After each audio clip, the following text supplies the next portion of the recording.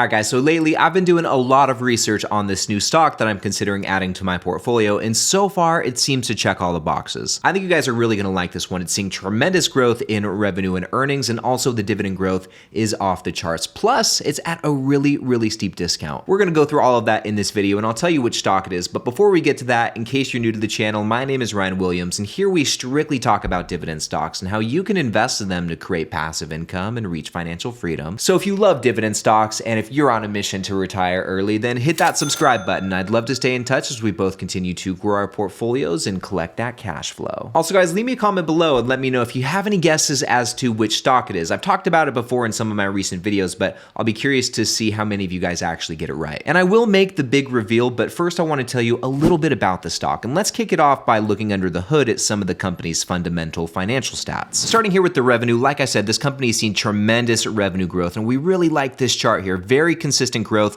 in the top line, and over the last 10 years, this company has grown their revenue by an average rate of almost 11%. And then looking at the earnings per share and free cash flow, in both cases, we're seeing a pretty nice trend upward, some nice growth there, and the earnings per share has grown by an average rate of almost 36% over the last 10 years. And we can see it's been a little bit spotty, but 36% on average is definitely nice. And as far as free cash flow goes, this company has grown that by an average rate of 10.5% over the same time period. Very impressive. And real quick, jumping over to Seeking Alpha, the cherry on top to all of this is the company's debt situation. I mean, we can see as of their last report, they have about $74 million of debt on the balance sheet, but on a net basis, their debt is negative, minus $13 million in net debt. And in fact, it's been negative every single year across the last 10 years. That's great. So from top to bottom, things are looking pretty good under the hood, and this company is growing at a pretty aggressive clip. And this consistent growth pattern can fortunately also be found in the dividend. Like I said earlier, this is a very high growth dividend stock, and this dividend's only been around for the last few years. They started making consistent dividend payments back in March 2020, which is kind of an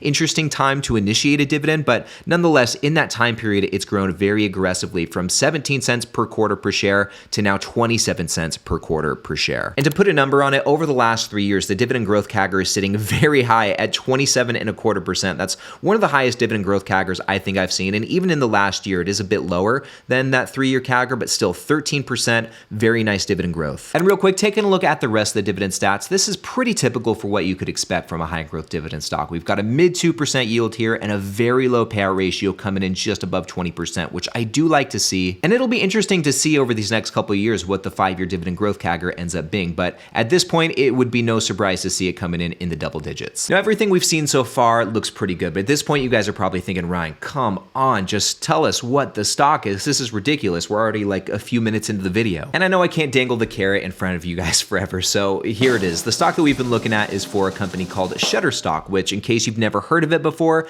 in a nutshell, Shutterstock is a marketplace for stock images, videos, sounds and music, and 3D models, and they actually have one of the largest libraries of stock content on the internet with over 700 million images, 50 million videos, and a current network of nearly 3 million contributors. Essentially, Shutterstock serves as a marketplace for all of this stock content, and then their customers can pay to license the content by way of subscription or a la carte packages, and then the contributors, which are those who upload the content to this marketplace, will get a royalty every time their content is downloaded. Now, the cool thing about this model is that it creates a sort of flywheel effect for the company where the contributors provide the content, which is then licensed by the customers, which then creates royalty income for the contributors, which makes them want to create more content, which then expands the library and draws in more customers, and this just becomes a vicious cycle. Also, Shutterstock has a whole additional part of their business that's just made up of enterprise customers like those that you see here, and these customers typically require a more custom tailored service that might include exclusive licensing rights, the ability to pay on credit terms instead of subscription because they're dealing with much bigger projects, as I'm sure you can imagine,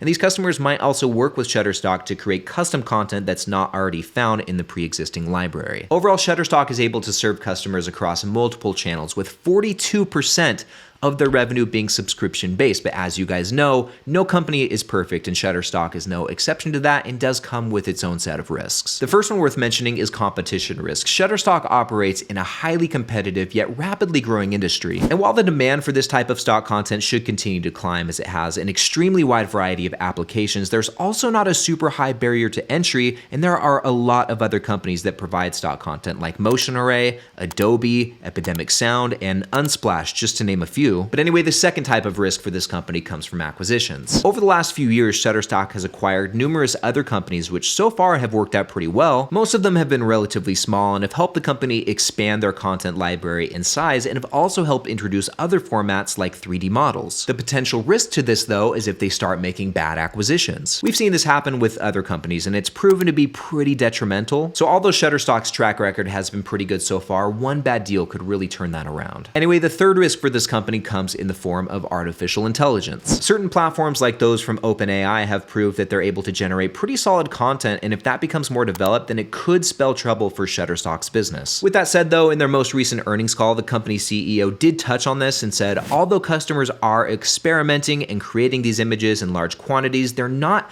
downloading such images and substituting them for original content. And to add to that, Shutterstock is actually taking the initiative to partner with some of these AI related companies, so hopefully this should result in artificial intelligence being less of a threat and more of a companion for the company as time goes on. But anyway, I can't help but think that some of these risks have been baked into the company's share price because like I said earlier in the video, they do appear to be sitting at a pretty sweet discount right now, and their share price so far this year has really taken a hit. I mean, just in the last month, they are down 5.3%, so a very big drop there. And then looking at their year-to-date performance, they are down 24%, so that's more of the same. Also, it's definitely worth noting that Shutterstock is currently sitting at their 52-week low, and the PE ratio right here is nice and low. Looking at this a little bit closer, the forward PE ratio of 10.78 is pretty low in its own right, but this is about 60% lower than the company's 5-year average PE ratio of 26. So just on a relative basis, this does appear to be at a pretty sweet discount. And then looking at their intrinsic valuation, Alpha Spread gives them a base case intrinsic value of $51.78, which would mean that Shutterstock is currently 21% undervalued,